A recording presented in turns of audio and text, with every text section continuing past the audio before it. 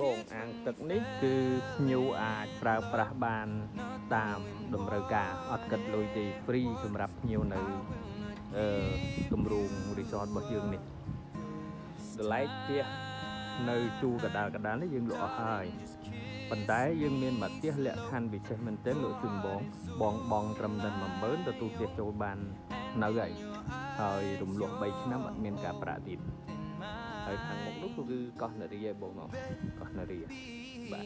នៅនេះគ្រប់ផ្ទះទាំងអស់មានជណ្ដើរយន្តចំណតឡានផ្នែកខាងក្រោមដីហើយ